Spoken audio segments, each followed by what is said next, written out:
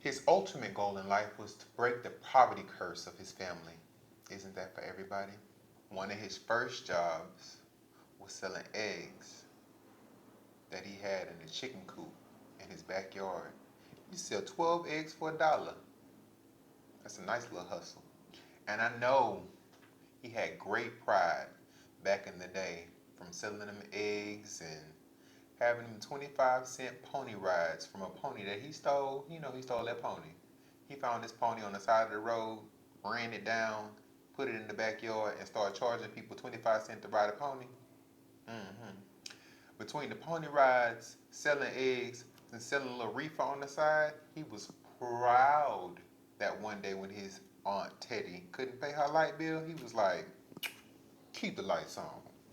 With his little bankroll he pulled out his pocket as a little youth.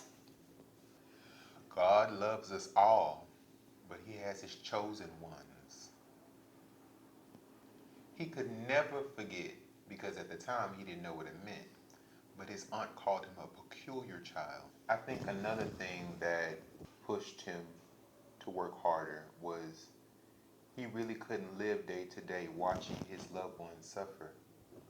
Their tears were his tears.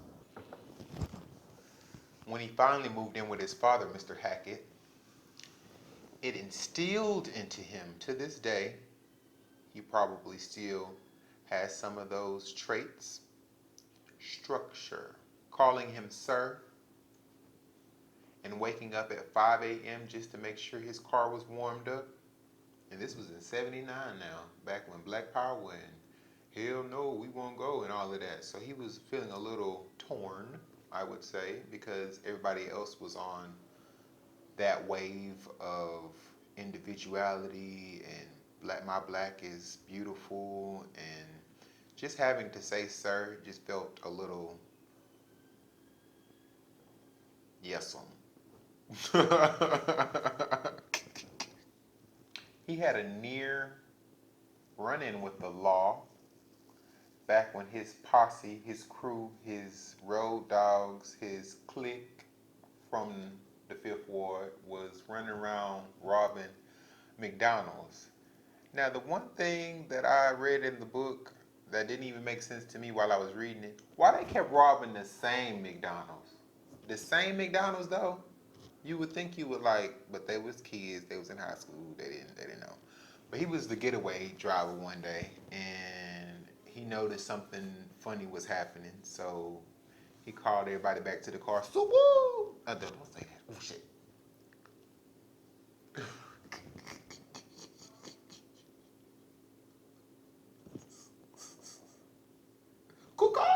I don't know. Whatever. He said something. They came back to the bar. And he ended up not going to jail because they didn't go through with the crime. But when he got dropped off, they went to another McDonald's and got caught anyway, and they ended up in prison. So that was like, his life could have been so different had he been in the wrong place at the wrong time with the wrong people in the wrong crowd. He never liked to wake up early. And on his way to school, he would always, casually watch the animals, just be free. That's what everybody wants, right? To be free and to control your own time. Another interesting thing that he learned while attending Kashmir Gardens, there was a teacher, I think he taught typing. Yeah, it was typing. There was a teacher that taught typing that was gay. Being from the Fifth Ward and being hard and not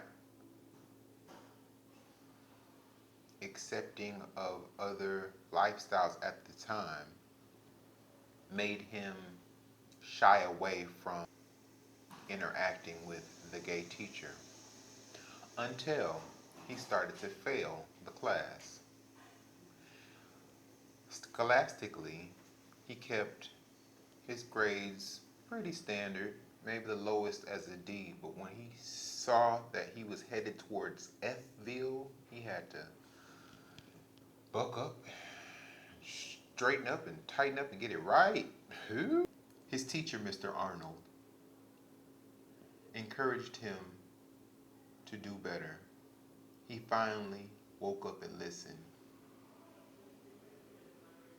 And lo and behold, he was actually a superb typer, winning awards and also using those talents in one of his first jobs as a bank teller. You guessed it, counting bankrolls. He loved his bankroll, I promise. Using his typing skills in the corporate world helped him a lot. And had he stayed closed off to the fact of learning something new because of someone else's lifestyle, his life could have been completely different. So it was a blessing in disguise.